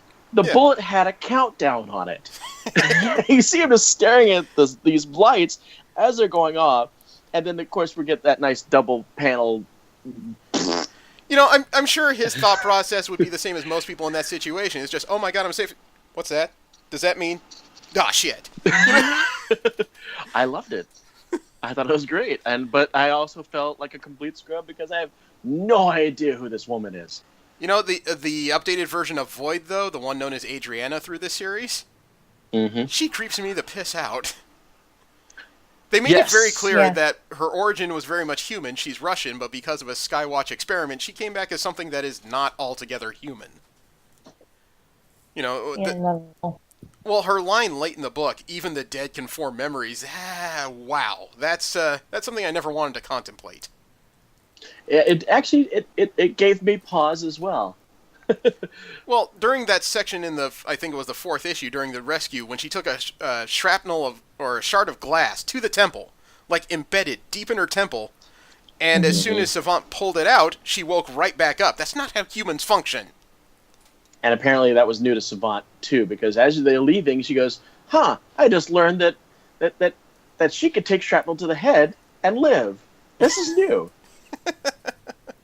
Yeah, there wasn't blood, wasn't it? Like a white or glowing liquid or something? It was like a silver whitish liquid. Yeah. It was silver. Yeah, which matched her eyes, and as you find out many issues later, matches her entire body. Yeah, it's all of her. You know, her human veneer is just some kind of expansive disguise at this point that she creates. Yeah, she wears gloves, a mask, a wig, and an outfit, and all she really is this mirror-like person. I also got to give Davis Hunt a lot of credit for the action scenes in this book. There was more or less just one long action scene late in the volume, and there were a couple of strange moments when Grifter is able to deflect grenades with a pair of 45s. It was that took some looking. Yeah, it was. Yeah, it was a little bit groan-worthy, but at the same time, I keep thinking, yeah, that's about where all this started anyway. And I get that they did that because they wanted to give this particular team an oh shit factor. Because it's exactly what happened when IO was looking at the playback for this in issue 3. They're like, is that what I think it is? And they're not talking about Grifter. They're not talking about Single. They're talking about the entire team. It's like, no, that is a rogue cat team. Crap. Yeah.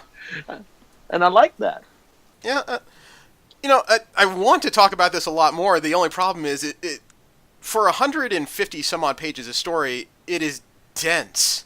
There's a lot Very. happening at every freaking page. It really is, and I feel like we might have to go through this with a sense of urgency, because I think we pretty much already covered so far the first 3 issues when we're talking about the shrapnel. More or less, and I guess we can start. I guess we can just start summarizing, because I was really kind of astonished when I brought up this book, because I was a fan of the originals and I just kind of brought it up on a lark because it was new ground for all of us. But at the same time, by the time I was done with this, I actually had to look up the other 6 issues that are already out. This is up to 12 already, as far as DC Comics' current release, and I read all of them. I was pulled way into this story. I was too, to my own disbelief, to my own upswing. It was an uphill battle with me, because I didn't want to care about this story. But then so many things just ring a bell with me, and then once I realized, wow, this is the same creative that sucked me into Authority, at the time, the only Image comic I gave a crap about. It's... Joe, what do you think? Yeah. It was hard for me to get into. Again, I didn't have any background I didn't know who was what, and you were just thrown right in the middle of the action, which I like action. I don't like storylines that drag. But then I found myself wondering, who do I care about? There's 3 sides to this story, and they all have half-truths. Mm-hmm. Who do I root for in this? And that in itself is compelling. Yeah, because you don't have valid reason to like or dislike any group, because you don't see anyone for an extended period of time. Yeah, I mean, do I root for IO? Well, I mean, you're kind of given the, okay, well, maybe I'll root for IO, because it's led by an openly gay man. Yeah. And that right now in this atmosphere, that tends to be played for a sympathetic or a protagonist role. So I was like, okay, well, this is the hero of my story, right? He's obviously doing right by the world, and then I find out, oh, no, he is that dark government scumbag. Yeah, he orders just happens to be gay. He orders assassinations like most people orders frappuccinos. Yeah. Exactly. So it's like, well, okay, I guess I'm not into IO. Well, maybe I'm into Stormwatch. Okay, no, because Bendix is being played for the absolute jackass, like 5 times worse than he was in the original Stormwatch. Maybe I can't get past that. But then a few pages in, you find out, okay, he's keeping that veneer up to do something. You know, he relaxes as soon as he's not in the light. But it's like, okay, well, maybe I'm into that. But then we saw him practically frothing at the mouth at the end of 6 because he realized that he had been stolen from. It's like, okay, maybe not him. Now I go back to Halo. And I'm wondering if that's intentional. Like, is that a writer? The writer doesn't want you to pick a side. The writer sympathize or empathize with anyone. They're all in it for good and bad reasons. So I don't know. I kind of want to see where the plot takes everything. It is interesting, and it piques my interest because there's no answers to these questions. Now I want to read more and see further. Absolutely. That was one of the things that kind of stuck out to me around the middle of this volume, is that there aren't clear-cut heroes or villains to any of this. It follows one of my rules of warfare, is that a lot of the times when major parties get involved in war, there's often a bunch of people in the middle who aren't trying to rule the world. They're just trying to live. And it seems like every side, IO, Skywatch, and even the Wildcats, have just people who are not trying to make a better world. They're just trying to live to see tomorrow. Yeah, I mean, even when I've already written off Skywatch, I've already written IO, and now I'm on to Halo, which is the organization that has the Rogue Cat team, or the Wild Cat. And you're like, well, obviously these are my heroes. But then you're dragged right back down to IO, explaining why they're trying to kill the leader of Halo is because, yes, he's doing all these great things, but unfortunately the unforeseen circumstances, or consequences, I should say, of his actions are going to lead to these negative ramifications. Case in point, he's developing these great solar panels. Okay, that's great. Solar panels, energy what's the word I'm looking for when Independence, something energy is independence. Thank you, and that's great. The unforeseen consequence is that major energy companies are going to pull out of smaller communities because 85% of the rich people are using solar, and that means no power for the poor people, and that is going to be systemic. It's going to be that's going to pervade into the rest of the market. So I mean, we've got to stop this guy because even though he's doing great things, he's going to impact the poor people of the world. In God, I'm to be fair, talking though, myself into a corner here. To be fair, though, that's the dossier that the head of IO gave to their hitman, and the hitman found out that he's probably been lied to most of his career. Mm-hmm. Right, and of course that puts him over there with Halo now. Yeah, actually, Right. he by the end of the book, he joined Skywatch. Oh, that's right. I'm sorry. He did join Skywatch, and he was most of the reason why he did that is because he found out that his mark didn't have any malice. Mm-hmm. Every image that he saw of her, every video, it showcased basically not only was the woman, for all intents and purposes, unarmed, but she was scared. Yeah. You know, this is not an enemy operative. This is just a victim. Mm-hmm. Mm-hmm. You know, I guess I'm trying to cut this short, not because I don't want to talk about it. I would love to sit down and discuss this, but it's already been a while and there's a lot more to go. But honestly, this isn't a book that's good for people who are fans of superheroes. If you want the cape and cowl set, obviously Marvel and DC, they haven't cornered the market, but they've told a majority of the major stories out there. When Warren Ellis crafted this story, and I don't know how careful he was about trying to be different, but he made something that's almost like a more coherent version of Lost. You've got a ton of mysteries here, and a lot of characters, and a lot of people are telling their stories, but no one's telling the absolute truth. And that makes it even more compelling to try and get to the bottom of it. And in 12 issues that I've read, we're still nowhere near the bottom.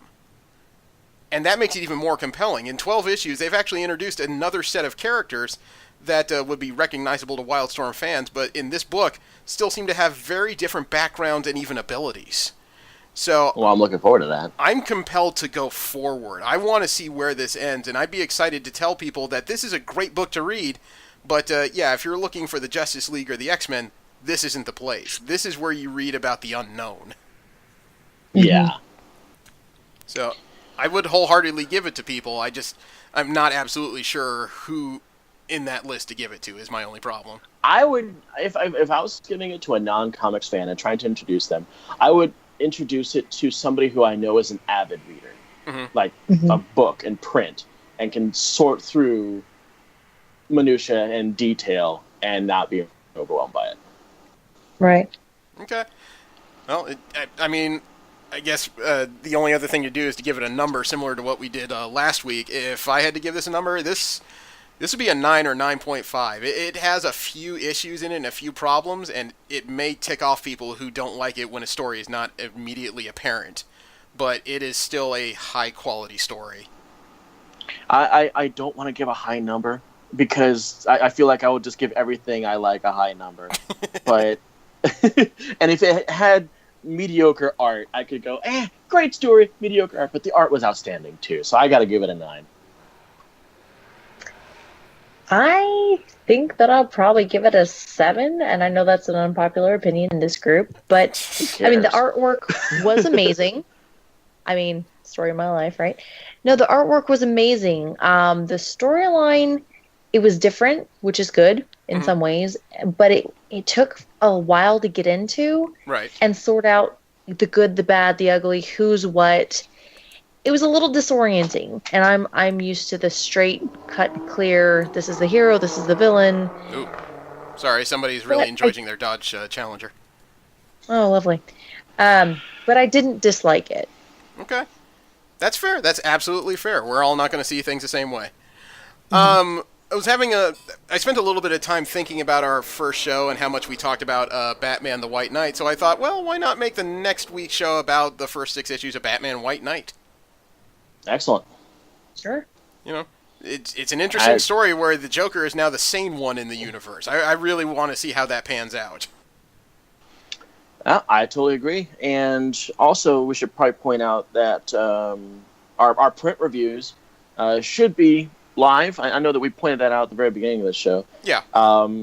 And I know that my pick of the week was going to be Runaways number 9. Jeremy, what was yours? Mine was actually Domino number 2. I thought for a sophomore issue it was extremely strong and actually got the story going pretty damn well. Joanna, do you have a pick? I actually had a hiatus on my reading. Sorry, guys. I don't know what you're talking about. You should be working this entire time. Oh, totally. The do-it-yourself wedding just does it itself, right? Right. No, I will have something for you guys next week, I promise. Okay. Totally cool. All right. Well, thank you for tuning in, and I invite you to come and listen to the next show as we go through a new set of case files. Thank you very much. Have a great week. I am Jeremy. I'm Joanna. And I'm Casey. Thank you very much. Enjoy.